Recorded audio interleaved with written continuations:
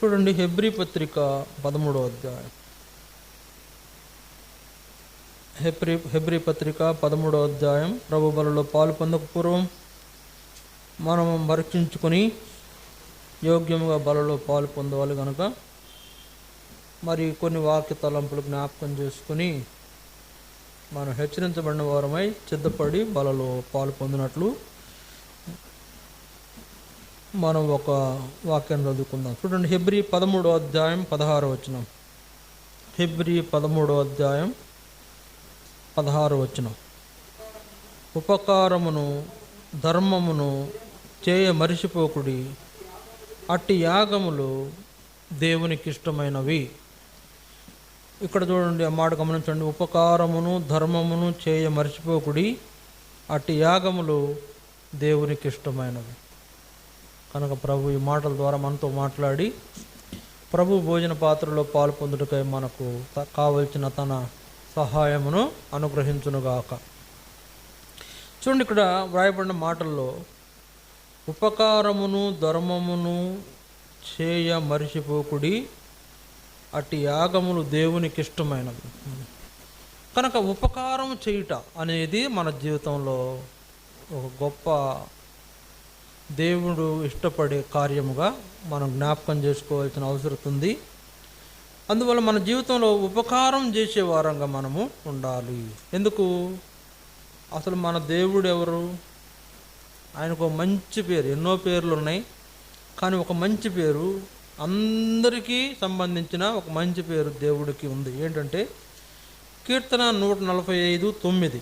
కీర్తన 145:9లో ఆ మాట ఉంది. కీర్తన 45:9. యెహోవా అందరికీ ఉపకారి. ఏం రాయబడింది? యెహోవా అందరికీ ఉపకారి. కనుక ఆయన కనికరములు ఆయన సమస్త కార్యముల మీద ఉన్నవి. కనుక ఇక్కడ గమనించండి, యెహోవా అందరికీ ఉపకారి. ఎవరికి? నీతిమంతులకి అనీతిమంతులకు కూడా ఆయన ఉపకారం చేసేవాడే. నీతిమంతులకి అనీతిమంతులకి ఆయన ఉపకారం చేస్తాడు. ఎవరికైనా అంటే అందరికీ, అంటే మానవులందరికీ ఉపకారం చేసేవాడు. మానవులకేనా? లోకంలో ఉన్న సర్వజీవులకు ఆయన ఉపకారి, సమస్త జీవరాశికి ఆయనే ఉపకారి.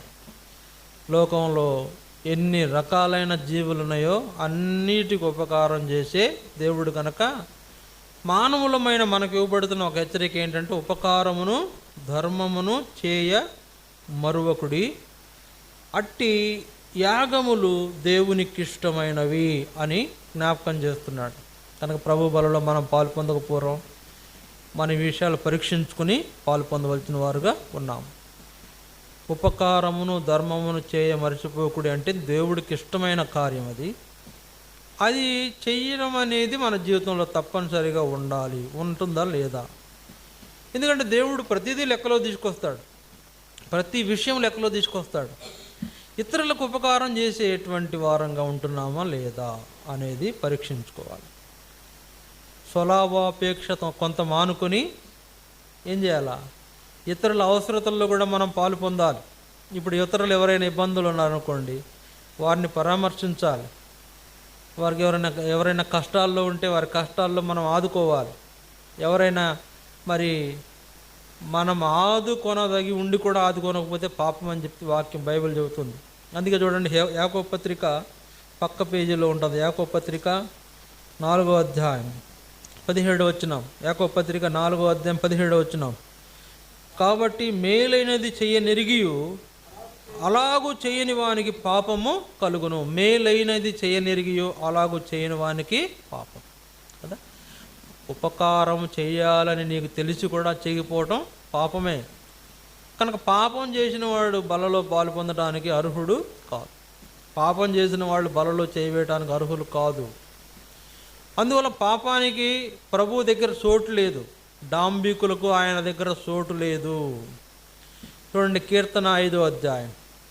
అబద్ధాలకు మోసాలకు ఆయన దగ్గర చోటు లేదు. కీర్తన 5వ అధ్యాయం 3-4 వచనాలు. కీర్తన 5వ అధ్యాయం 4-5 వచనాలు చూడండి. నీవు దుష్టత్వమును చూసి ఆనందించు దేవుడవు కాదు, చెడుతనమునకు నీ యొద్ద చోటు లేదు, డాంబికులు నీ సన్నిధిని నిలవలేరు, పాపము చేయు వారందరూ నీకు అసహ్యులు. మేలైనది చేయనెరిగియు అలాగు చేయని వానికి పాపం కలుగునంటే ఆ పాపం చేసేవాడు దేవునికి అసహ్యమైన వాడు. ఆ పాపం చేసేటువంటి వాళ్ళు దేవునికి అసహ్యమైన వాడు. అందువల్ల మనం ఏం చేయాలంటే దేవునికి అసహ్యమైనటువంటి వారం కాకుండా దేవునికి ఇష్టమైన వారంగా ఉండాలి. అందుకే ఉపకారము ధర్మమును చేయ మరొకటి అట్టి యాగములు దేవునికి ఇష్టమైనవి అని. అది ఉపకారము ధర్మము చేయట యాగం అంట. యాగం అంటే ఏంటి? యాగం అంటే ఏంటండి? ఉపకారము ధర్మం చేయట యాగం అయితే యాగం అంటే ఏంటి? యాగం అంటే తెలీదా? పూజతో సమానం, వ్రతంతో సమానం. యాగం అంటే పూజ చేయటంతో సమానం, వ్రతంతో సమానం. లేకపోతే ఏమంటారు? యజ్ఞం. యజ్ఞం వేరు, యజ్ఞం యాగం వేరు, రకరకాలు. యజ్ఞంలో యాగాలు ఉంటాయి, యజ్ఞంలో ఇంకా రకరకాలు ఉంటాయి. కనుక యాగం అంటే ఏంటంటే సేవించటం, లేకపోతే దేవునికి తగినటువంటి ఘనతను చెల్లించడం లాంటిది అని జ్ఞాపకము చేసుకోవాలి. కాబట్టి ఉపకారము చేయుట ధర్మం చేయుట దేవుని దృష్టికి యాగం అంటే యాగమైనదిగా దేవుడు దాన్ని భావిస్తున్నాడంటే, అంటే ఒక విలువైన విషయంగా భావిస్తున్నాడంటే దాన్ని మనం ఇప్పుడు చేయాల్సిన అటువంటి అనుభవంలో ఉండాలి. ఉన్నామా లేదా అనేది పరీక్షించుకోవాల్సిన అవసరం కూడా ఉంది. ఎంతవరకు మనమే బ్రతుకుతున్నామంటే కుదరదు. బాగా అర్థం చేసుకోండి. మనమే బ్రతుకుతున్నాం కదా, బాగా బతికేస్తున్నాం కదా అంటే కుదరదు. ఇతరుల విషయాల్లో కూడా మనం దేవుని బిడ్డలకు ఉండాల్సిన లక్షణం అదే. ఇతరుల విషయాల్లో కూడా పాలు పొందాలి. ఇతరుల అవసరతల్లో కూడా పాలు పొందాలి. ఇతరులకు ఏదైనా ఇబ్బంది ఉందేమో ఆ విషయాన్ని తెలుసుకొని పరామర్శించాలి. అలా పరామర్శించడం అనేది మనకేం తీసుకొస్తుంది? దేవుని దగ్గర నుండి మనకు దీవెనలు తీసుకొస్తుంది. దేవుని యొక్క ఏర్పాటులోకి మనము తీసుకురాబడి దీవించబడేటువంటి దానికి అవకాశం ఉండే ఈ ఉపకారము ధర్మము చేయటం అనేది మన జీవితంలో జరిగించబడాలనేది దేవుని యొక్క ఆలోచన. చూడండి, కొన్ని విషయాలు మీ గమనాన్ని తీసుకురావాలని ఆశపడుతున్నాం. 4-5 విషయాలు తీసుకొస్తా, ఎక్కువ తీసుకురాను కానీ ఒక 4-5 విషయాలు చూడండి. కొన్ని సంగతులు మనం జ్ఞాపకం చేసుకుంటాం. వాళ్ళకు జరిగింది ఏంటి, అక్కడ వాళ్ళు ఏ విధంగా మరి ఆ పరిస్థితుల నుంచి బయటపడ్డారు. 4-5 విషయాలు మనం చూసుకుంటాం. లూకాసు వార్త 10వ అధ్యాయం మొదటిగా చూడండి. లూకాసు వార్త 10వ అధ్యాయం 30వ వచనం. లూకాసు వార్త 10వ అధ్యాయం 30వ వచనం. అందుకు యేసు ఇట్లా నేను ఒక మనుషుడు యెరూషలేము నుండి యెరికో పట్టణమునకు దిగి వెళ్ళుచు దొంగల చేతిలో చిక్కెను. వారు అతని బట్టలు దోసుకొని అతని కొట్టి కొరప్రాణముతో విడిచి పోయిరి. చూసారా ఏమున్నది ఇక్కడ? ఒక మనుషుడు యెరూషలేము నుండి యెరికో పట్టణమునకు దిగి వెళ్ళుచు దొంగల చేతిలో చిక్కెను. ఒక వ్యక్తి యెరూషలేము నుండి యెరికోకు వెళుతుండగా అతనికి దొంగల చేతుల్లో చిక్కాడంట. అంటే దొంగల చేతుల్లో చిక్కితే ఇప్పుడు ఆ ప్రాంతం ఎలాంటిదంటే, ఆ ప్రాంతం ఒకవేళ దారి కాచి దోసుకునే దొంగలున్న ప్రాంతం. ఏంటంట? యెరూషలేము నుండి యెరికోకు వెళ్ళేటువంటి ఆ యొక్క మార్గం దొంగలు దారి కాచి దోసుకునేటువంటి ప్రాంతం అది. కనుక ఒక వ్యక్తి యెరికోకు వెళుతున్నప్పుడు ఆ వ్యక్తి దొంగల చేత దోసుకొనబడుతూ వచ్చాడు. దొంగలు దోసుకున్నారు. తర్వాత ఇంకేం చేశారంట? అతన్ని కొట్టి కొరప్రాణముతో విడిచిపోయిరి. అతన్ని దోసుకున్నారు, కొట్టారు, కొరప్రాణంతో విడిచి వెళ్ళారు. ఇక్కడ 3 సందర్భాలు జరిగినాయి. ఈ వ్యక్తి విషయంలో 3 విషయాలు జరిగినాయి. ఈ యొక్క యెరూషలేములో నుండి యెరికోకు వెళుతున్న ఈ దొంగల చేతిలో చిక్కి కొట్టబడిన దోసుకొనబడిన వ్యక్తి జీవితంలో ఆ సందర్భంలో 3 విషయాలు అక్కడ సంభవించినాయి. ఒకటి ఏంటంటే చూడండి 31వ వచనం. అప్పుడు ఒక యాజకుడు ఆ త్రోవను వెళ్ళుట తటస్థించెను. అతన్ని చూసి ప్రక్కగా పోయాను. కనుక యాజకుడు అంటే దేవుని సేవకుడు. యాజకుడు అంటే ఎవరంట? దేవుని సేవకుడు. దేవుని సేవకులకు చూసిన ఏం చేస్తున్నాడంట? ఆ వ్యక్తి ఆ త్రోవన వెళ్ళినప్పుడు అతన్ని చూసుకుంటా పక్కగా వెళ్ళిపోయినాడంట. తర్వాత 32వ వచనం, అలాగుననే లేవీయుడు ఒకడు ఆ చోటికి వచ్చి చూచి ప్రక్కగా పోయాను. లేవీయుడు ఒకడు వచ్చి చూసి ప్రక్కగా పోయాను. ఈ విషయం గమనించండి. ఒక యాజకుడు, ఒక లేవీయుడు వచ్చారు, చూశారు, చూసుకుంటూ వెళ్ళిపోయారు. కానీ మూడో వ్యక్తి చూడండి, 33వ వచనం, అయితే ఒక సమరయుడు ప్రయాణమైపోవుసు అతడు పడి ఉన్న చోటికి వచ్చి అతనిని చూచి అతని మీద జాలిపడి దగ్గరికి పోయి నూనెయు ద్రాక్షారసమును పోసి అతని గాయములను కట్టి తన వాహనం మీద ఎక్కించి ఒక పూటకోళ్ల వాని ఇంటికి తీసుకుని పోయి అతనిని పరామర్శించను. మర్నాడు అతడు 2 దేనారములు తీసి ఆ పూటకోళ్ల వానికిచ్చి, ఇతని పరామర్శించుము, నీవింకేమైనాను ఖర్చు చేసిన ఎడల నేను మరలా వచ్చినప్పుడు అది నీకు తీర్చేదనని అతనితో చెప్పి పోయెను. కాగా దొంగల చేతిలో చిక్కిన వానికి ఈ ముగ్గురిలో ఎవడు పొరుగువాడాయనని మీకు తోచుచున్నదని యేసు అడుగగా అతడు అతని మీద జాలి పడిన వాడే అనెను.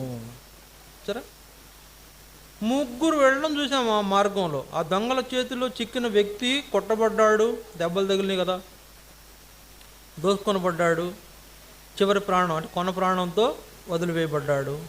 కానీ ముగ్గురు ఆ దారిలో ప్రయాణం అయిపోయారు. ఒక ఆయన యాజకుడు, ఒక ఆయన లేవీయుడు, ఒక ఆయన సమరయుడు. కనుక యాజకుడు లేవీయుడు పట్టించుకోలేదు, కానీ సమరయుడు ఏం చేశాడు? పట్టించుకున్నాడు, దగ్గరకు వచ్చాడు. ఆ వ్యక్తిని ఏం చేశాడు? అతను చూశాడు. తర్వాత అతని మీద జాలిపడ్డాడు. తర్వాత దగ్గరకు పోయాడు. తర్వాత నూనెయు ద్రాక్ష రసమును పోసి అతని గాయములు కట్టాడు.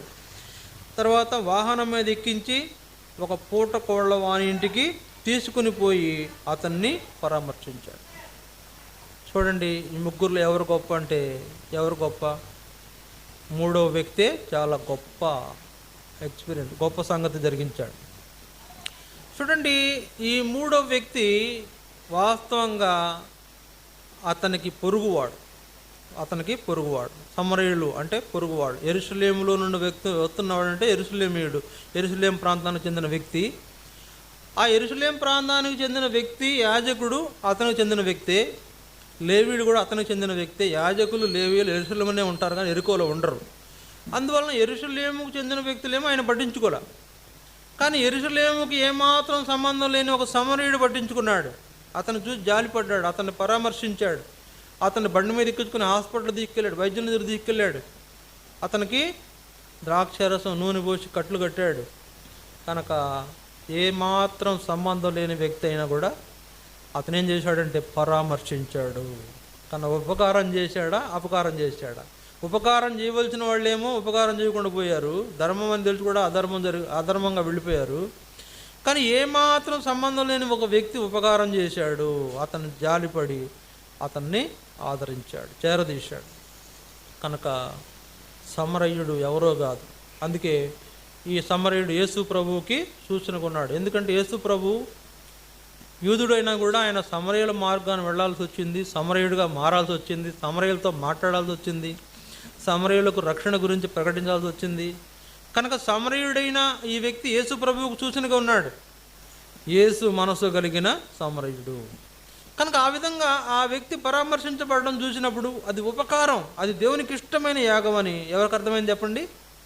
సమరయుడికి అర్థమైంది. ఏమాత్రం మందిరంతో సంబంధం లేనోడికి విషయం అర్థమైంది, సరే. లేకపోతే అసలు పట్టించుకోవాల్సిన వాళ్ళు పట్టించుకోకుండా ఏమాత్రం సంబంధం లేని పట్టించుకున్న వాడికి అర్థమైంది విషయం. ఇతన్ని మనం ఏం చేయాలి? ఉపకారం చేద్దాం, ఇతనికి ఉపకారం చేద్దాం. ప్రియులారా, మనం ఉపకారం చేసేవాళ్ళం, అపకారం చేసేవాళ్ళం. కొంతమంది ఈ రోజులు ఎలా ఉంటున్నారంటే మేలు చేసిన వాళ్ళకు తిరిగి ఏం చేయాలా? మేలు చేయాలా. కానీ ఏం చేస్తున్నారు? మేలు చేసిన వాళ్ళకు కూడా కీడు చేస్తున్నారు. ఇదంతా భయంకరంగా ఉంది. మేలు చేసిన వాళ్ళకు కూడా కీడు చేస్తున్న దినాలు, ఉపకారం పొంది కూడా అపకారం చేస్తున్న దినాలు, వాళ్ళ వల్ల ప్రయోజనం పొంది కూడా ఏమాత్రం వీళ్ళకి ఉపయోగకరంగా ఉన్నటువంటి వాళ్ళుగా ఉన్నటువంటి మనుషులున్న దినాలు. కనుక ఉపకారం చేస్తున్నాము, అపకారం చేస్తున్నాము అంటే ఆ యాజకుడి వలె లేవిడి వలె మనం కూడా పట్టించుకోకుండా వెళ్ళిపోతే అపకారమే చేస్తున్నాం. అది దేవునికి ఇష్టమైంది కాదు. కానీ ఆ సమరయుని వలె మనం పట్టించుకుని ఆ వ్యక్తికి పరామర్శ చేస్తే ఉపకారం చేస్తున్నాం. అదే దేవునికి ఇష్టమైన కార్యం. కనుక ఆ సమరయుడు యేసు ప్రభు లాంటి మనసు కలిగినాడు. అందుకే ఇంకో విషయం కూడా ఏం చెప్పుకోవాలంటే, ఇక్కడ యేసు ప్రభు ఆల్రెడీ అప్పటికే ఆ సమరయాన్ని దర్శించాడు. సమరయల్లో రక్షణ కార్యం జరిగించాడు. ఆ వారిలో ఆయన నిజమైన లోకరక్షకుడు ఈయనే అని వాళ్ళు తెలుసుకున్నటువంటి వాళ్ళుగా సమరయులు ఉన్నారు. అందువల్ల ఈ మారు మనసు పొందినటువంటి సమరయుడే ఇప్పుడు ఏమైంది, అక్కడ ఉపకారం చేసిన అనుభవంలోకి వచ్చాడు. రక్షణ కార్యం జరిగించబడిన తర్వాత కూడా మనం కూడా ఇలాంటి ఉపకారం చేసేటువంటి అనుభవంగా కలిగిన వారుగా ఉండాలనేది దేవుని యొక్క ఆలోచన. ఉపకారం చేస్తున్నామా, అపకారం చేస్తున్నాం. ఎవరెట పోతే మనకెందుకు అనుకుంటున్నామా? ఇబ్బందులు ఉన్నారని కూడా చూసి కూడా పరామర్శించి వెళ్ళిపోతున్నామా? అది మనం పరీక్షించుకోవాల్సిన అవసరం. కనుక యేసుప్రభు అడిగాడు, ఈ ముగ్గురులో ఈ ముగ్గురు వచ్చారు కదా, వీళ్ళలో పొరుగువాడేవాడయ్యా అంటే చివరివాడే అన్నాడు ఆయన. చివరివాడే. అతను పొరుగువాడైనా కూడా ఇతన్ని ప్రేమించాడు, అతనికి ఉపకారం చేశాడు అనేటువంటి సంగతి వాళ్ళకు తెలియడం కోసమే యేసుప్రభు ఈ సంగతిని జ్ఞాపకం చేస్తుంటాడు. యెరూషలేములో నుండి ఎరికోకు వెళుతున్నాడంటేనే ఒక విశ్వాస అవిశ్వాసంలోకి మారిపోతున్నాడు. ఒక విశ్వాసి మందిరంలో నుండి లోకంలోనికి దిగిపోతున్నాడు.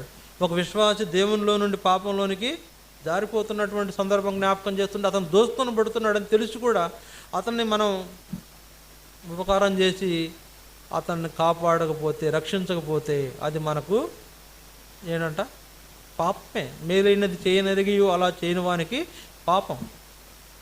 ఉపకారం చేయాల్సిన వ్యక్తికి ఉపకారం చేయకపోవడం పాపమే. అపకారం చేయడం మహాపాపం. ఉపకారం చేయకపోతే చేయబడు. కొంతమంది ఇంకొక సంగతి ఏంటంటే, వీడి దగ్గర ఏమైనా ఉన్నాయా, మనకేమైనా ఉన్నాయా, దొరికితే తీసుకుని వెళ్ళిపోయాడు కొంతమంది ఉంటారు. వచ్చిన కాడకే సాల్లే చిల్లరా అని వెళ్ళాడు. కొంతమంది రోడ్ యాక్సిడెంట్ జరుగుతుంది అనుకోండి, నైట్ జర్నీల్లో ఎక్కడో ఊరు బయటలో రోడ్ యాక్సిడెంట్ జరిగితే ఆ యాక్సిడెంట్ అయిన వ్యక్తి పడిపోయి ఉన్నారనుకోండి, ఏం చేస్తున్నారు, కొందరు వెళ్ళిపోయి ముందు ఆ నగలన్నీ ఒలిచేసుకుంటున్నారు. ఒంటి మీద నగలన్నీ తీసేసుకొని ఒలిచేసుకొని, మరి కొంతమంది ఏమో అంబులెన్స్ పిలిపించి వీళ్ళు ఏదో మొత్తంగా చేస్తారు. కొంతమంది అసలు శాంతం ఏమాత్రం పట్టించుకొని వెళ్ళిపోతారు. వాళ్ళ కొనప్రాణతున్న వాళ్ళు పాపం సరైన సహాయము, అంబులెన్స్ రాక, వైద్య సహాయం దొరక చనిపోయేవాళ్ళు కూడా ఉన్నారు. ఇది అపకారం, చాలా ఘోరమైన అపకారం. అది దేవునికి ఇష్టమైంది కాదు, అది సాతాను యొక్క కార్యం.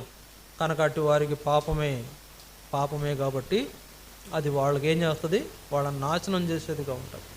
కనుక మనం ఉపకారం చేసేవారిగా ఉండాలి అని చెప్పడమే ఇక్కడ ఈ సందర్భంలోని ముఖ్యమైన ఉద్దేశం. పరామర్శించాలి. వాడు ఎలాంటి పరిస్థితుల్లో ఉన్నాడో చూసి పరామర్శించాలి. పలకరించండి, తప్పేముంది, పలకరించండి. ఈ రోజుల్లో ఎలా అయిపోయిందంటే పరిస్థితి, ఈ పక్కింటి వాళ్ళని పలకరించుకోలేకపోతున్నారు. ఇరుగు పొరుగు వాళ్ళే పలకరించుకోలేకపోతున్నారు. పట్టించుకోకుండా ఈ విధమైన బాండింగ్ని వాళ్ళు ఏం చేస్తున్నారంట, కట్ చేసేసుకుంటున్నారు. అది అపకారం చేయటం అవుతుంది. ఉపకారం ఏంటంటే, నీ పక్కనవాడు, నీ పొరుగువాడు మంచిగా ఉన్నాడా చెడ్డగా ఉన్నాడా అని చూసి ఆ వ్యక్తిని పరామర్శించడమే ఉపకారం. అలాంటి వారుగా మనం ఉండాలని ప్రభు కోరుతున్నాం. ఒకవేళ లేకుంటే ఏం చేయాలా, ప్రభువా నన్ను జ్ఞాపకం చేసుకో, నేను ఉపకారిని కాదు అపకారిని, కనుక నన్ను జ్ఞాపకం చేసుకోయా, నన్ను మన్నించు అని ప్రభు దగ్గర క్షమాపణ కోరుకొని మనం బలంలో పాలు పొందవలసిన వారుగా ఉంటున్నాం. ఇది మొదటి సంగతి. రెండవ సంగతి చూడండి, మత్తయి సువార్త 25:35 వచనం. మత్తయి సువార్త 25వ అధ్యాయం 35వ వచనం. దానికి ముందు 34వ వచనం చూడండి. 34వ వచనం. అప్పుడు రాజు తన కుడివైపున ఉన్న వారిని చూచి, నా తండ్రి చేత ఆశీర్వదించబడిన వారులారా, రండి, లోకం పుట్టినది మొదలుకొని మీ కొరకు సిద్ధపరచబడిన రాజ్యమును స్వతంత్రించుకొనుడి. నేను ఆకలిగొంటిని, మీరు నాకు భోజనం పెట్టితిరి, దప్పిగొంటిని, నాకు దాహం ఇచ్చితిరి, పరదేశినయుంటిని, నన్ను చేర్చుకుంటిరి, దిగంబరినయుంటిని, నాకు బట్టలు ఇచ్చితిరి, రోగినయుంటిని, నన్ను చూడవచ్చితిరి, చెరసాలలో ఉంటిని, నా యొద్దకు వచ్చితిరని చెప్పును. అందుకు నీతిమంతులు, ప్రభువా, ఎప్పుడు నీవు ఆకలి కొనియుండుట చూసి నీకు ఆహారం ఇచ్చితిమి, నీవు దప్పికొనియుండుట చూసి ఎప్పుడు నీకు దాహం ఇచ్చితిమి, ఎప్పుడు పరదేశివైనట చూసి నిన్ను చేర్చుకుంటుమి, దిగంబరివై ఉండుట చూసి బట్టలిచ్చితిమి, ఎప్పుడు రోగివై ఉండుటైనను చెరసాలలో ఉండుటైనను చూచి నీ యొద్దకు వచ్చితిమని ఆయనను అడిగెదరు. అందుకు రాజు, మిక్కిలి అల్పులైన ఈ నా సహోదరులలో ఒకనికి మీరు చేసితిరి కనుక నాకు చేసితిరని నిశ్చయముగా మీతో చెప్పుచున్నానని వారితో అన్నాడు. ఇక్కడ జ్ఞాపకం చేసుకోండి ఈ సందర్భం. కొందరిని గురించి యేసుప్రభు అన్నాడు, నా తండ్రి చేత ఆశీర్వదించబడిన వారులారా, నా తండ్రి చేత ఆశీర్వదించబడిన వారులారా. చూడండి, దేవుని చేత మనం ఆశీర్వదించబడాలంటే, మనము దీవించబడాలంటే, మన కుటుంబం దీవించబడాలంటే, మన యొక్క ఇంటిలో దేవుని ఆశీర్వాదాలు ఉండాలంటే యేసు ప్రభు అక్కడ పిలుస్తున్నాడు. ఏమంటే, నా తండ్రి చేత ఆశీర్వదించబడిన వారులారా రండి. ఒకవేళ ఆయన రెండని ఎవరిని పిలుస్తాం చెప్పండి? రెండని ఎవరిని పిలుస్తాం? ఇష్టమైన వాళ్ళని. కుండని ఎవరిని అంటాం? కష్టమైన వాళ్ళని. ఈయన నా తండ్రి చేత మీరు ఆశీర్వదించబడిన వారు రండి, రండి, లోకం పుట్టినది మొదలుకొని మీ కొరకై సిద్ధపరచబడిన ఈ రాజ్యంలోనికి మీరు స్వతంత్రంగా వెళ్ళిపోండి. ఈ అనుభవంలో ఎవరుంటారు చెప్పండి? అక్కడ 35 వచనం నుంచి చూస్తాం మనం. ఆకలి కొన్న వారికి భోజనం పెట్టేవాళ్ళు, దప్పికొన్న వారికి దాహంకి ఇచ్చేవాళ్ళు, పరదేశమైన వాళ్లకు వాళ్ళను చేర్చుకునేవాళ్ళు, బట్టలు లేని వాళ్లకు బట్టలు ఇచ్చేవాళ్ళు, రోగగ్రస్తులు ఉన్నటువంటి వారిని చూసే పరామర్శించేవాళ్ళు, చెరసాల్లో ఉన్న వాళ్ళ దగ్గరికి వెళ్ళి వారికి ఏం చేస్తారు? భరోసా ఇచ్చేవాళ్ళు. అంటే యేసు ప్రభు చాలా విషయాలు చెప్పాడు అక్కడ.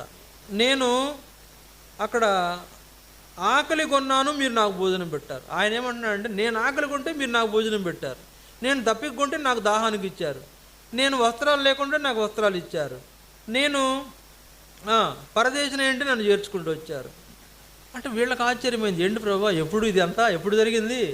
అసలు నీకెప్పుడు ఆకలి అయింది? మేము ఎప్పుడు అన్నం పెట్టాము? నీకెప్పుడు దాహం అయింది? ఎప్పుడు దప్పిక ఇచ్చాము? ఏంటి నువ్వు? మాకు అర్థం కావట్లేదు సంగతి అని అడిగారు యేసు ప్రభు. ఎప్పుడు నువ్వు రోగి అయ్యావు, మేము నిన్ను చూడటానికి వచ్చాము. యేసు ప్రభు ఏమన్నా 40వ వచనంలో, అందుకు రాజు, మిక్కిలి అలుపులైన ఈ నా సహోదరుల్లో మీరు ఒకనికి చేసితిరి గనక నాకు చేసితిరని మీకు నిశ్చయముగా మీతో చెప్పుచున్నాను. అల్పులైన ఒక సహోదరునికి మీరు చేసింది నాకు చేసినట్లే అంటున్నాడు ఆయన. రాజు అంటే ఎవరో కాదు, యేసు ప్రభు. అల్పులైన ఈ సహోదరుల్లో మీరు ఒకనికి చేశారు, ఆ ఒకనికి చేసిన ఉపకారం మీరు నాకు చేసినట్లే. ఏమంటున్నాడు?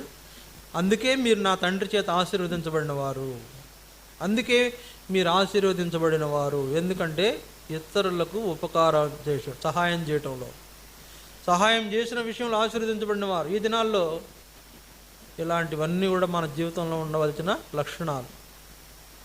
యేసు ప్రభు ఎవరిని త్రోసివేయలేదండి. ఎంత ఘోరమైన పాపిని కూడా త్రోసివేయలా, ఎంత దరిద్రుని కూడా ఆయన త్రోసివేయలా. కుష్ఠవ్యాధితో బాధపడుతున్న వాడిని కూడా ఆయన చేశాడు, కౌగిలించుకున్నాడు. కుష్ఠవ్యాధి కలిగిన వాడు అడిగాడు, ప్రభువా నన్ను స్వస్థపరచడం నీకు ఇష్టమేనా అంటే, వెళ్ళి అతన్ని కౌగిలించుకొని, నిన్ను స్వస్థపరచడం నాకు ఇష్టమే. కుష్ఠవ్యాధి కలిగిన వ్యక్తిని కౌగిలించుకుని పరామర్శించడం అంటే అది మామూలు విషయము కాదు. అది నేనేమంటానంటే, యేసు ప్రభు అందరిని ఇష్టపడ్డాడు, మనం ఎందుకు ఇష్టపడాం? యేసు ప్రభు ఎలాంటి భయంకరమైన స్థితిలో ఉన్న వాళ్ళని కూడా ఇష్టపడ్డాడు, ఘోరమైన పాపులను కూడా ఇష్టపడ్డాడు, దుర్మార్గులను ఇష్టపడ్డాడు. మనం ఏం చేస్తామంటే, వాళ్ళు ఏదైనా చిన్న తప్పు కనపడంగానే అబ్బో వీళ్ళతో మనం ఉండడం కష్టం అనుకుంటాం. ఏదో చిన్న మాట పొరపాటు ఏదో అయింది, దానికి ఎంతో పాపం చేసిన వాళ్ళలాగా చూసి వాళ్ళని ఏం చేస్తామంటే త్రోసివేస్తాం, పక్కన పెట్టేస్తాం. ఈ వ్యక్తి వేస్ట్ అండి, ఇతను వేస్ట్ అంటాం. వేస్ట్ అంటే ఎలా? కొన్ని పరిస్థితులు, కొన్ని సంగతులు మన జీవితంలో ఎదురైనప్పుడు ఏం చేయాలా? ప్రభు మనసుతో వాటిని స్వీకరించాలి. యేసు ప్రభు ప్రేమతో వాటిని ఏం చేయాలా? అటెండ్ చేయాలి, వెళ్ళాలి. మేము వెళ్తాం కొన్ని చోట్లకు, మమ్మల్ని ప్రార్థన చేయడానికి రండి మమ్మల్ని తీసుకెళ్తారు కొన్ని చోట్లకు. తీసుకెళ్ళినప్పుడు ఆ పేషెంట్ను చూస్తే పరిస్థితి ఎలా ఉంటుందో తెలుసా?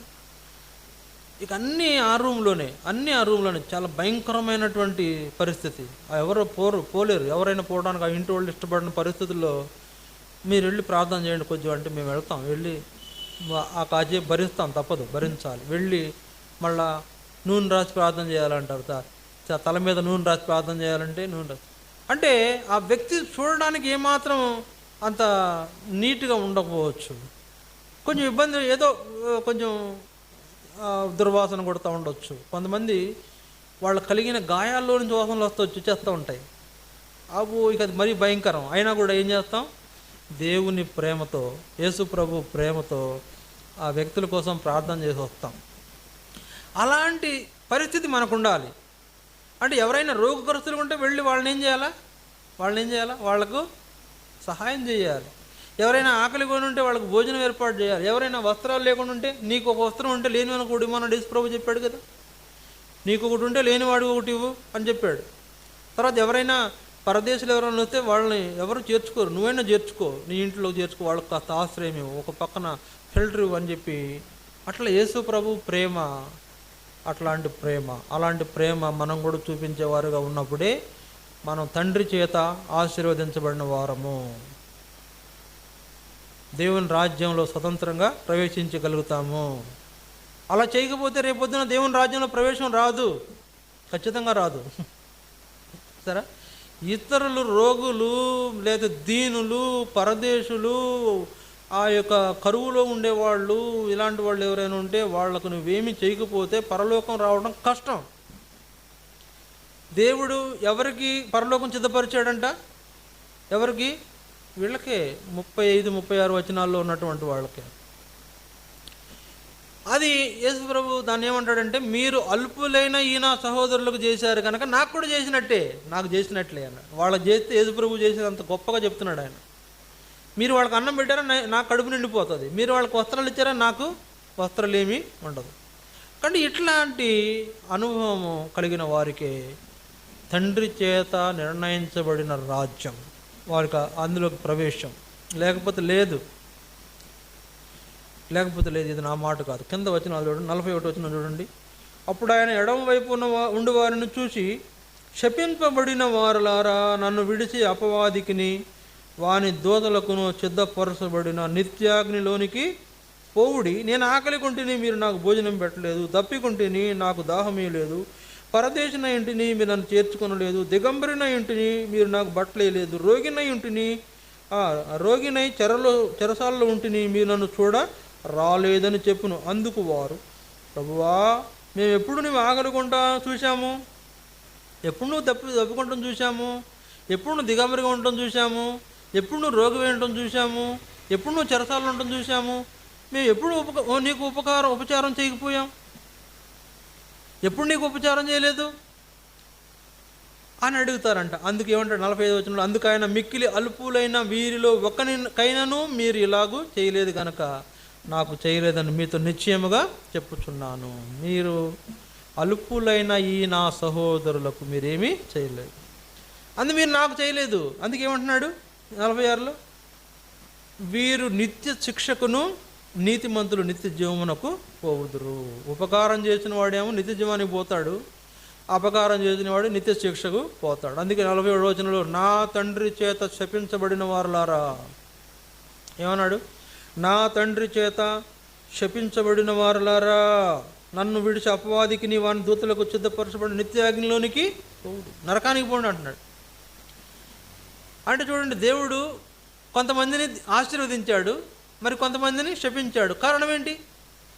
ఆశీర్వదించబడిన వారేమో ఉపకారం చేసేవారు ఉన్నారు, శపించబడిన వారు అపకారం చేసేవారు ఉన్నారు. అంటే ఏం పట్టించుకోకపోయినా అపకారం చేసినట్లే కదండి. మేలైన చేయాలని ఎరిగి కూడా చేయకపోవడం అపకారమే కదా. ఒక వ్యక్తికి మేలు చేయాలని తెలుసు, ఆ వ్యక్తికి ఏదో కీడులో ఉన్నాడు, ఆపదలో ఉన్నాడు, ఆ వ్యక్తికి మేలు చేయాలని తెలిసి కూడా చేయకపోవడం అపకారమే కదా. అందుకనే అపకారం చేసేవాళ్ళేమో శపించబడిన వారు, ఉపకారం చేసేవాళ్ళు ఆశీర్వదించబడిన వాళ్ళుగా అక్కడ జ్ఞాపకం చేస్తున్నారు. కనుక ఇప్పుడు చెప్పండి, మనం ఉపకారం చేశామా, అపకారం చేశామా? ఉపకారం చేస్తున్నామా, అపకారం చేస్తున్నామా? రోగులను పరామర్శిస్తున్నామా? ఆహారం లేని వారికి ఆహారం ఇస్తున్నామా? బట్టలు లేని వారికి బట్టలు ఇస్తున్నామా? ఇవన్నీ కూడా మన జీవితాల్లో జ్ఞాపకం చేసుకొని జరిగించాల్సిన విషయాలు, తప్పనిసరిగా జరిగించాలి. చూడండి, ఇతరుల అవసరతలలో ఇతరుల అవసరతల్లో మనం పాలు పొందకపోతే శపించబడిన వారి జాబితాలో నెట్టేస్తున్నాడు మనల్ని దేవుడు. కనుక ఇతరుల విషయంలో వారికి ఉన్న ఇబ్బందుల్లో వారిని పరామర్శిస్తేనే ఆశీర్వదించబడిన వారుగా చేస్తున్నాడు. మనం ఇతరుల అవసరతల్లో పాలు పొందుతున్నామా లేకపోతే పాలు పొందట్లేదా పరీక్షించుకొని మనం పాలు పొందేవారు ఉండాలి అనేది జ్ఞాపకం చేయబడుతూ ఉంది. ఇది రెండవది. మూడవది చూడండి, దేవుని వాక్యంలో యాకోబు పత్రిక 1వ అధ్యాయం, యాకోబు పత్రిక 1వ అధ్యాయం 27వ వచనం. యాకోబు 1వ అధ్యాయం 27వ వచనం. తండ్రి అయిన దేవుని ఎదుట పవిత్రమును నిష్కళంకమునైన భక్తి ఏదనగా దిక్కులేని పిల్లలను విధవరాండను వారి ఇబ్బందిలో పరామర్శించుటయు ఇహలోక మాలిన్యము తనకంటకుండా తను తాను కాపాడుకొనుటయునే. దేవుని ఎదుట పవిత్రమును నిష్కళంకమైన భక్తి ఏదంటే విధవరాండ్రను పరామర్శించాలి, విధవరాండ్రలను పరామర్శించాలి. తర్వాత దిక్కులేని పిల్లలను పరామర్శించాలి, దిక్కులేని పిల్లలను పరామర్శించాలి, విధవరాండ్రను పరామర్శించాలి. ఏం వాళ్ళిద్దరిని రాశాడు? మరి వృద్ధులైన వారిని పరామర్శించమని రాయాలి అక్కడ. చూసారా? వృద్ధులైన వారిని, దిక్కులేని పిల్లలంటే తల్లిదండ్రులు లేని వాళ్ళు, అనాథలు. విధవరాండ్రంటే భర్తలను పోగొట్టుకున్న వాళ్ళు. వాళ్ళని ఏం చేయాలంట? నిజమైన భక్తికి ఇదే సూచన. విధవరాండ్రను పరామర్శించుట, అనాథలైన పిల్లలను చేరదీయుట, ఇదే నిజమైన భక్తి. ఇది చేయకపోతే మనలో భక్తి ఉన్నట్టు కాదండి. చాలా భక్తిహీనులం, గుర్తుపెట్టుకోవాలి, చాలా భక్తిహీనులం. దిక్కులేని పిల్లలను వారి ఇబ్బందిలో జ్ఞాపకం చేసుకోవాలి. విధవరాండ్రంటే ఇక ఈ రోజుల్లో పరిస్థితి మరీ దారుణంగా ఉంది. భర్త చనిపోయాడంటే కొన్ని పిల్లలు ఉన్నా కూడా ఏం చేస్తున్నారు? ఇది మనకు భారం అయిపోయిందని వదిలించుకుంటున్నారు.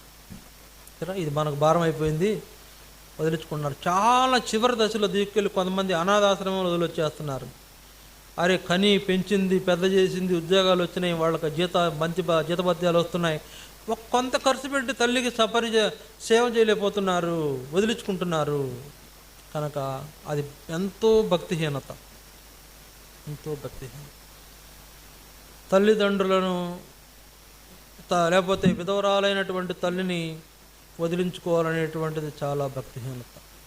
మన దగ్గరకు వచ్చే రాఘవమ్మ గారు మరి చాలా వృద్ధురాలు. కొంత మధ్యకాలం 2 రోజుల నుంచి బాగోలా, చాలా తీవ్రంగా అనారోగ్యంగా ఉంది. మరి మాటలు లేవు, చూపు లేదు. అందువలన మరి నిన్న మధ్యాహ్నం ఫోన్ చేశారు ఈ టయానికి. నేనేదో వేరే ఊర్లో ఉండటం వలన రావడం కుదరలేదు, కానీ రాత్రి పొద్దుపోయిందనట 7:30 ఆ టైంలో వచ్చి వెళ్ళి చూసి పరామర్శించాం. ప్రార్థన చేయడానికి వెళ్ళి ప్రార్థన చేస్తుంటే ఆ పరిస్థితి చూసినప్పుడు కొద్దిగా నాకు ఇబ్బంది అనిపించింది. ఏమో మీ అమ్మాయి కదా, కాస్త వరండాలో పెట్టుకోండి, వరండాలో పెట్టుకోండి, ఏం కాదు, ఆమె దేవుడిని నమ్ముకున్నామా, ఆమె ద్వారా మీకేం కీడు ఉండదు, వరండాలో పెట్టుకోండి అని చెప్పినా కూడా వాళ్ళు ఏమంటున్నారు? లేదండి, ఇక మేము లోపల పెట్టడం, ఇక్కడే బయట పడేస్తారు. కనుక విషయం ఏంటంటే అది దేవుని దృష్టికి భక్తి కలిగిన వాళ్ళు చేసే పని కాదు. సరే, వాళ్ళకు లోకస్తులు వాళ్ళకి తెలియదు కనుక చెప్పాం. దేవుడిని నమ్ముకుంది, చాలా గొప్ప జీవితం దేవుడు ఆమెకు ఇచ్చాడు, అంతేకాదు ఉన్నంతకాలం ఇక్కడ దేవుని కొరకు జీవించింది, రేపొద్దున చనిపోతే దేవుని దగ్గరికి వెళుతుంది, ఆమెకేమీ నరకమేం లేదు, పరలోకం పోయామా, మీరు ఎట్లా చేయడం మంచిది కాదని కూడా చెప్పాంలే. కానీ మరి వాళ్ళకి వేరే ఆలోచనలు ఉన్నాయి కనుక బయట కనీసం ఏదైనా పట్టాన్ని కట్టి పెట్టండి అని చెప్పి వెళ్ళాం, అంతకంటే మేమేం చేయలేకపోయాం. ఏదో చెప్తున్నానంటే ఆమె విధవరాలు, తనకు పెనిమిటి లేడు, ఎంతో కాలం నుంచి పెనిమిటి లేడు. తన బిడ్డలు ఇక్కడ ఉన్నారంటే వేరే ఊర్లో ఉండేది, వాస్తవంగా దేవరపల్లి అనే ఒక ఊర్లో ఉండేది. మేమే చెప్పాం, మా అమ్మాయికి వచ్చేసేయి, నీ కూతురు ఉన్నారు కదా వాళ్ళు చూసుకుంటారు, మేము కూడా ఉంటాం కదా, ప్రార్థన చేసుకుందాం, వచ్చేసేయి అంటే మా మాట మీద వచ్చింది. అట్లానే చాలా మంచిగా ప్రార్థనలు చేసేది, బాగుండేది. ఏదో చివరిలో కొద్దిగా ఆమె మీద కొంచెం వేరే అభిప్రాయం కలిగిన భక్తిపరు రాలేదు. ఏదో ముసలితనంలో కొంచెం తెలియక అమాయకత్వంగా కొన్ని పనులు చేసి ఉండొచ్చు, కానీ పర్వాలేదు, దేవుని ఏర్పాట్లు ఉన్న. ఈమె విషయమై వాళ్ళ పిల్లలు చేసింది నాకు కొద్దిగా నచ్చల. మరి మనం ఏం చేయగలుగుతాం? మనం ఏం చేసినా వాళ్ళు పూర్తిగా మనమే చేసేస్తారు. సరే మీరు బాధ్యత ఉంటుంది కాబట్టి మీరు ఇట్లా చేయాలని కొన్ని హెచ్చరికలు చేసి వచ్చాంలే, కానీ సరైన మరి రెస్పెక్ట్ అంటే బాధ్యత తీసుకోవట్లా.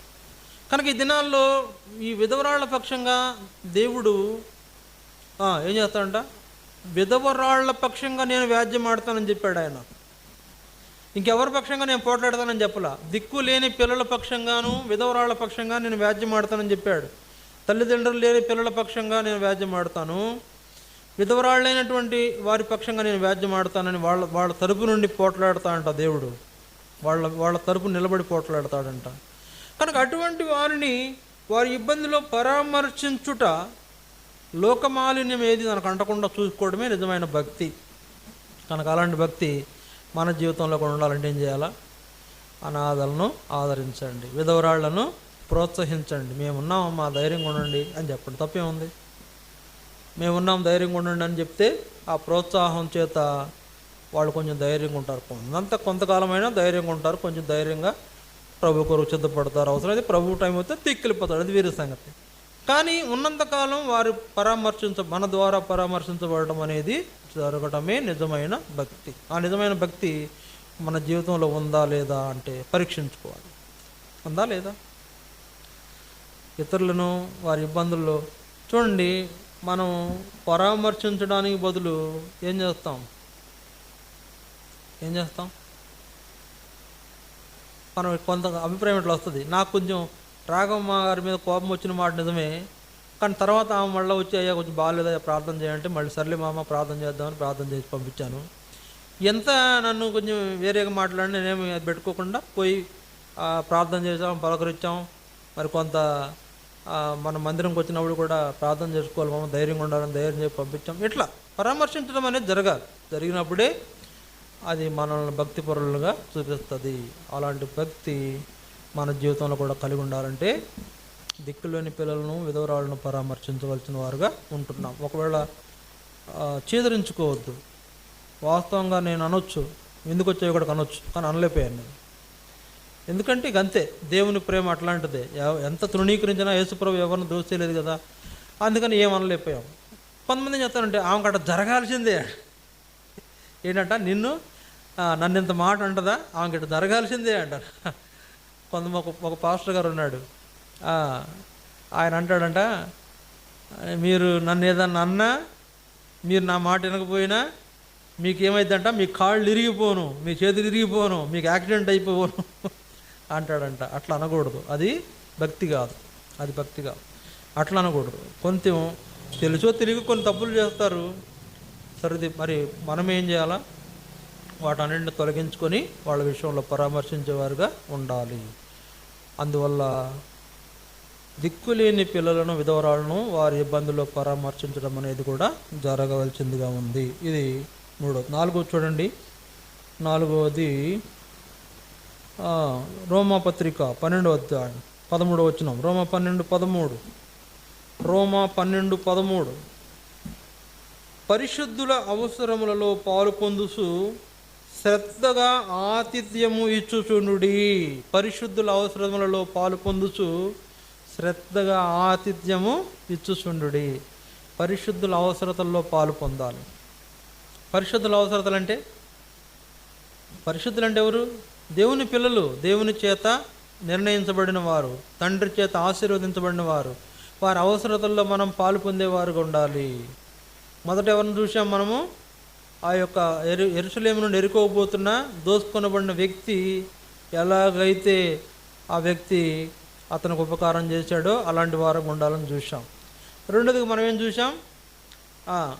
దేవుని యొక్క ఏర్పాట్లు ఆశీర్వదించబడేవారుగా మనం ఉండాలంటే ఎవరైనా రోగులున్నా, వస్త్రహీనులున్నా, పరదేశులుగా ఉన్నా, లేకపోతే నీటి కొరత, ఆహారం కొరత కలిగిన వారు ఉన్న, కరువులో ఉన్న వారిని మనం ఏం చేయాలా? వారికి సహాయము చేయాలి. అది అలా చేయడమే తండ్రి చేత ఆశీర్వదించబడతామని చూసాం. మూడోది మనం ఏం చూసామంటే దిక్కులేని పిల్లలు అంటే అనాథ పిల్లలు, విధవరాళ్లను వారి ఇబ్బందులు పరామర్శించాలి అనే విషయాన్ని మనము చూసాం. అదే నిజమైన భక్తి అని కూడా మనకు జ్ఞాపకం చేయబడింది. ఇప్పుడు 4వది పరిశుద్ధుల అవసరతలలో పాలు పొందాలి. పరిశుద్ధుల అవసరతలు అంటే దేవుని పిల్లలైన వారు, దేవుని పిల్లలుగా చేయబడిన వారు ఎవరుంటారో రకరకాల ఇబ్బందులు ఉంటాయి. చూసారా, ఇప్పుడు మనకేదో సౌకర్యంగా ఉందని అందరికీ సౌకర్యంగా ఉండదు కదండి. మనకేదో బాగుందని అందరికీ బాగుంటుందా? వాళ్ళకి ఎన్ని ఇబ్బందులు ఉన్నాయో, వాళ్ళ కుటుంబంలో ఎంత నీడ్ ఉందంటే ఎన్ని అవసరతల్లో ఉన్నారో, వాళ్ళు ఎన్ని అక్కర్లు కలిగి ఉన్నారు, ఎన్ని రకాలైనటువంటి సమస్యలు వాళ్ళు చూస్తున్నారు, అనుభవిస్తున్నారు. చూసి మనం ఏం చేయాలా? వాళ్ళ అవసరతల్లో మనం పాలు పొందేవారికి ఉండాలి. వాళ్ళ అవసరతల్లో మనం పాలు పొందేవారికి ఉండాలి. కొంతమందిని చూస్తాం, డబ్బు కోసం అడ్డమైన గడ్డి తింటారు. కొంతమందిని చూస్తాం, డబ్బున్నా లేకపోయినా ఏ గడ్డి తినరు. సరే, కొంతమందిని చూస్తాము, డబ్బు కోసం అడ్డమైన గడ్డి తింటారు. కొంతమందిని చూస్తే డబ్బు కోసం డబ్బులున్నా లేకపోయినా ఏ అడ్డమైన గడ్డి, అంటే ఏ విధమైన తప్పుడు విధానాన్ని ఉంచుకోరు. వాళ్ళు ఏం చేస్తారంటే, దేవుడే మాకు సహాయం చేస్తాడు, దేవుడే మా కొరకు ఏదో ఒక ఆహారం పంపిస్తాడు, దేవుడే మాకు ఈరోజు పోషిస్తాడు, లేదా దేవుడే ఇది అనారోగ్యమైంది, దేవుడే మాకు స్వస్థతనిస్తాడు అనేటువంటి వాళ్ళు కొందరు ఉంటారు. ఏంది కారణం? ఎందుకు అనుకుంటారు? వాళ్ళ దగ్గర ఏదో ఆర్థిక ఇబ్బంది ఉంది, వాళ్ళకి ఏదో డబ్బు కొరత ఉంది, లేకపోతే వాళ్ళకి ఎవరు సహాయం చేసేవాళ్ళు లేరు. అటువంటి వారి యొక్క అవసరతల్లో పాలు పొందుడు కూడా పరిశుద్ధులుగా నువ్వు ఉండడానికి గుర్తు. నువ్వు పరిశుద్ధుడు ఉండడానికి గుర్తు ఏంటంటే, ఇతరుల పరిశుద్ధుల అవసరతల్లో నువ్వు పాలు పొందే వ్యక్తిగా ఉంటావు. ఎవరే ఇబ్బందులు ఉన్నారు? రాఘవమ్మ గారు ఇబ్బందులు ఉన్నారు. వాస్తవంగా ఆమె డబ్బులు ఉన్నాయి, ఆమె డబ్బులు ఉన్నాయి, కానీ ఇప్పుడు ఆ డబ్బున్న ఉపయోగం లేదు. ఇప్పుడు ఆమెను మనం పరామర్శించవలసిన వారంగా ఉంటున్నాం. లేదా ఇంకెవరు కొంతమంది వేరు వేరు సమస్యల్లో ఉన్నారు, వారిని మనం ఏం చేయాలా? దేవుని బిడ్డలైన వారి గురించి చెప్తున్నాను నేను. దేవుని మందిరంకి వచ్చేవాళ్ళు ఒకవేళ ఒక ఆదివారం మందిరం రాలేదు, ఎందుకు రాలేదు అక్కగారు, ఏంటి సంగతి, ఏమైంది, మీకు ఏమైనా ప్రాబ్లమా అని అడిగి తెలుసుకోవాలి. కొద్దిగా ముఖంలో ఆనందం లేదు, ఏంటబ్బా ఇంత డల్లుగా ఉన్నారు ఈరోజు, ఏమైనా ఇబ్బంది ఉందా, ఏంటి మీరు ఇంత నీరసంగా ఉన్నారు, ఏమైనా ప్రాబ్లమా అని అడిగి తెలుసుకోవాలి. వారి అవసరం ఏంటో గుర్తించాలి. గుర్తించి వాళ్ళని ఏం చేయాలా?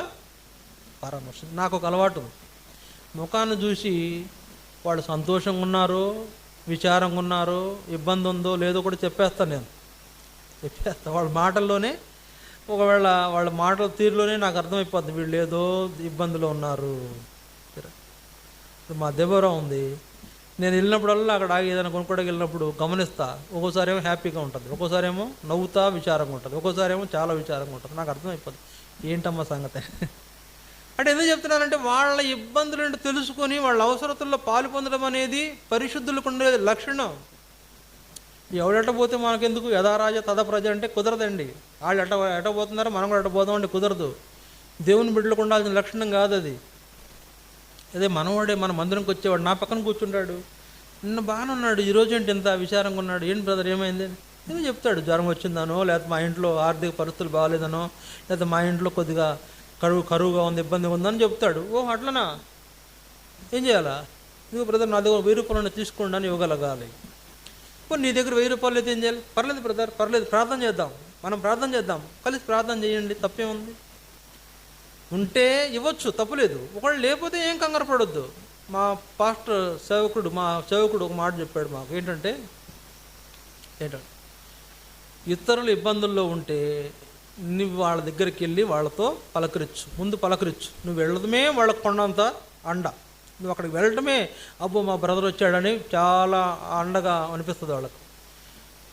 2 పలకరిస్తావు కదా, పలకరించిన తర్వాత నీ దగ్గర ఏమైనా ఉంటే చేతిలో పెట్టు, ఇది ఖర్చులు కుంచుకొని చేతిలో పెట్టు. ఇంకా ఆనందపడిపోతాడు. సొంత బంధువు వచ్చినట్టుగా ఆనందపడిపోతాడు. తన రక్త సంబంధం వచ్చిన అంత ఆనందపడ్డాడు. కానీ నువ్వు ఇట్లా చేయంగానే నాకు బ్రదర్ ఉన్నాడు చాలు ఇంకా అన్నట్లు ఆనందపడిపోతాడు. ఒక 100 రూపాయలు చేతిలో పెట్టు. 2వది, ఒకవేళ నీ దగ్గర 100 రూపాయలు లేవో పర్వాలేదు, ప్రార్థన చేద్దాం, ధైర్యంగా ఉండు, మేము ఉన్నాం, ప్రార్థన చేద్దాం. ఈ 3వదే చాలా గొప్పగా అతనిలో పనిచేస్తాడు. నీ దగ్గర డబ్బు అతనికి ఏమంతా ఇది కాదు, కానీ లేకపోతే నువ్వేదో పలకరించావని వచ్చిన ధైర్యం కంటే కూడా 3వ సంగతి ప్రార్థన చేద్దాం. దేవుడు ఉన్నాడు మనకు, ఆయన విడిచిపెట్టేవాడు కాదు, ప్రార్థన చేద్దాం.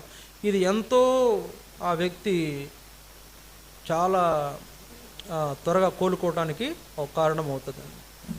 మాకు చెప్పాడు మా సేవకుడు అన్నగారు. అందువలన వెళ్ళి ముందు పలకరించండి. ఫస్ట్ అయ్యో నా దగ్గర ఏం లేదని ఉండిపోయేకండి కూడా వెళ్ళి పలకరించండి. రెండోది, ఉంటే ఒక 100 రూపాయలు చేతులు పెట్టండి. అది కూడా అంతకంటే మించి మూడోది, ప్రార్థన చేద్దాం. దేవుడు ఉన్నాడు మనకు, దేవుడు సాయం చేస్తాడు. ప్రార్థనకు రండి, అందరం కలిసి ప్రార్థన చేద్దాం అని చెప్పితే ఆయనకు 1000 ఏనుగుల బలం వచ్చేస్తుంది. కనుక అట్లా మాకు నేర్పించారు. అందువలన ఇతరుల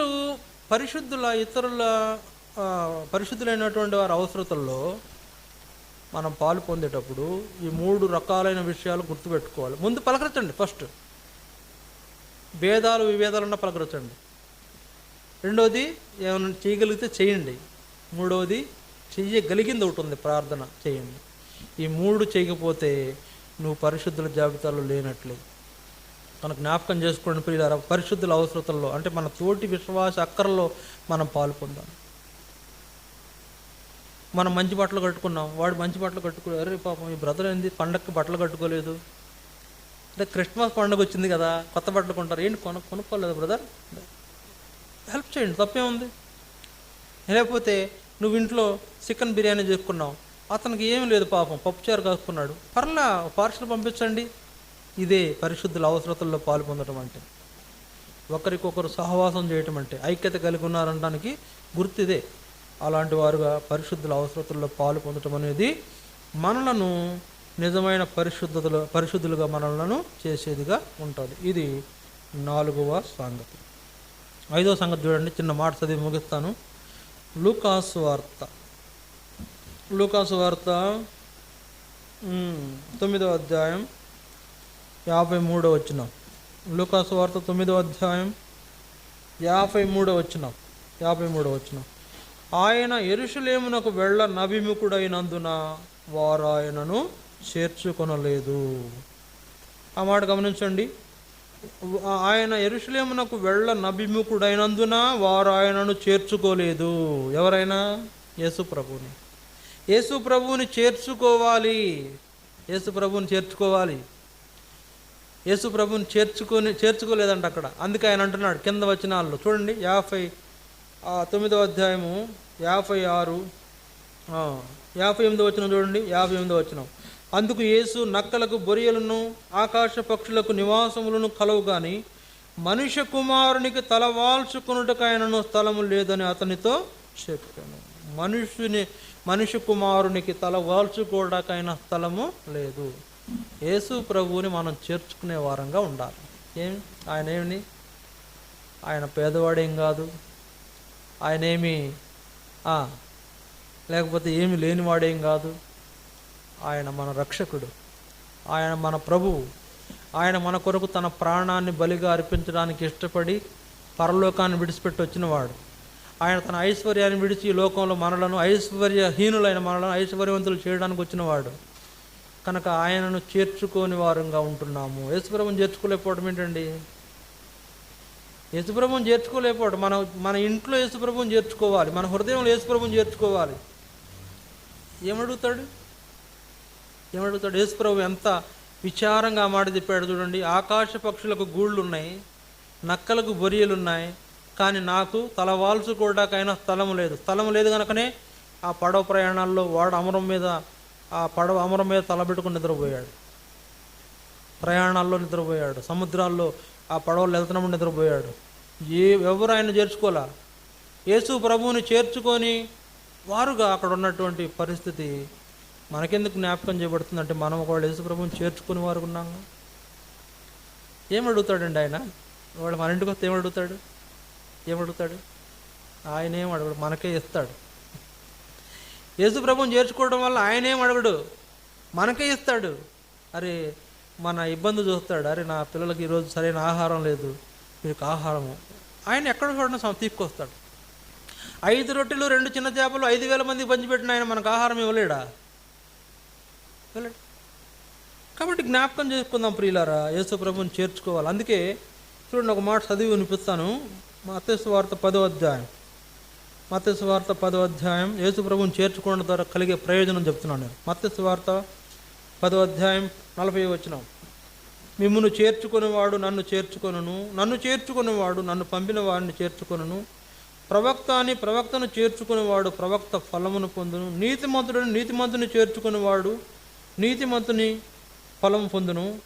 మరియు శిష్యుడని ఎవడు చిన్నవారిలో ఒకనికి గిన్నెడు సన్నీళ్లు మాత్రం త్రాగనిచ్చునో వాడు తన ఫలం పోగొట్టుకొనుడని నిశ్చయముగా మీతో చెప్పుచున్నాను. మిమ్మును చేర్చుకున్నవాడు నన్ను చేర్చుకొనును, నన్ను చేర్చుకున్నవాడు నన్ను పంపిన వాడిని కూడా చేర్చుకుంటున్నాడు. యేసు ప్రభువుని లేకపోతే మీ సేవకుడిని, పాస్టర్ గారిని మీ ఇంట్లోకి చేర్చుకున్నట్టు ద్వారా కలిగే ప్రయోజనం ఏంటంటే విస్తారమైన ఫలం కలిగేదిగా ఉంది. ఇక అది ఎంత అనేది నువ్వే అంచనా వేసుకోవాలి. ఇక ఆ విస్తార ఫలం ఎంత అనేది నువ్వే అంచనా వేసుకోవాలి, నువ్వే లెక్క కట్టుకోవాలి.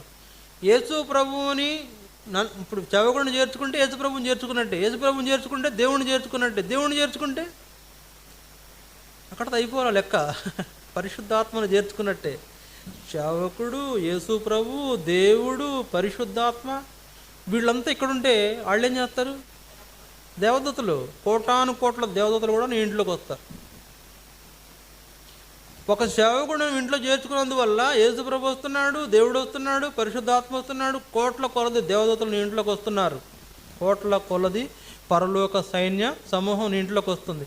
ఇంతమంది నీ ఇంటికి వస్తే నువ్వు వాళ్ళని చేర్చుకుంటే నీకు విస్తారమైన ఫలం.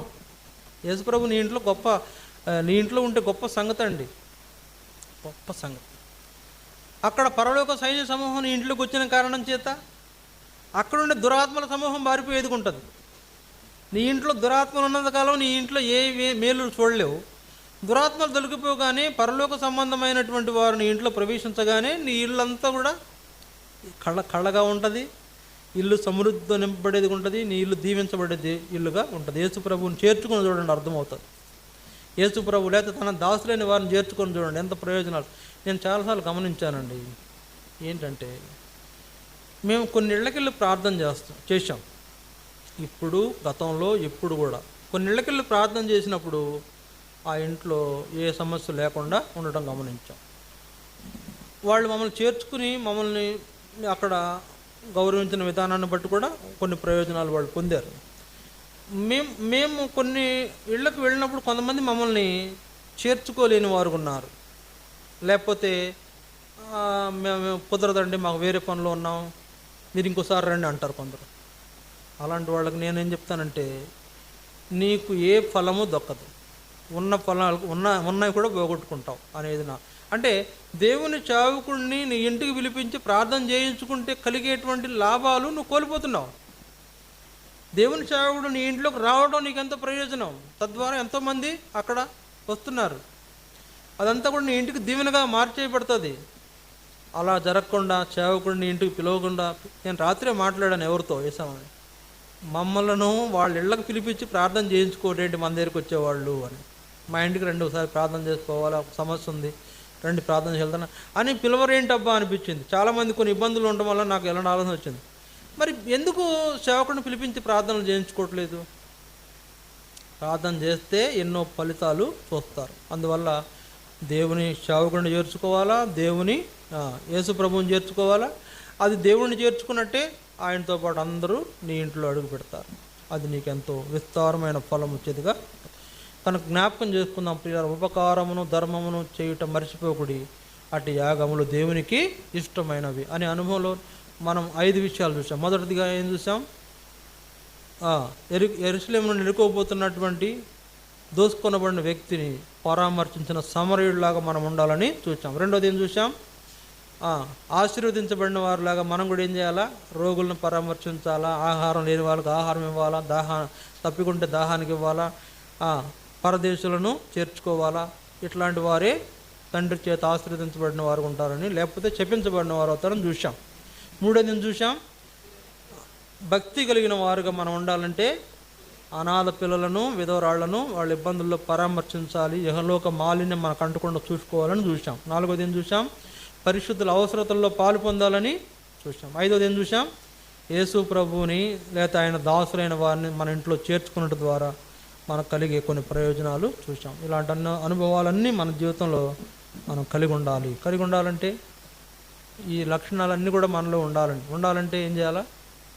ప్రభు మనలో కార్యం చేయాలి. ఒకవేళ అలాంటి లక్షణాలు మనం లేకపోతే ఏం చేయాలి? ప్రభువా క్షమించు నాయన, అలాంటి లక్షణాలు నాలో ఒక్కటి కూడా లేదు, మన్నించు, బలలో పాలు పొందబోతున్నాను, నాకు అలాంటి జీవితం అనుగ్రహించి నన్ను క్షమించి బలలో పాలు పొందినట్లు నన్ను సిద్ధపరచు అని ప్రభువుని మనం వేడుకొని బలలో పాలు పొందినట్టుగా మోకరించండి.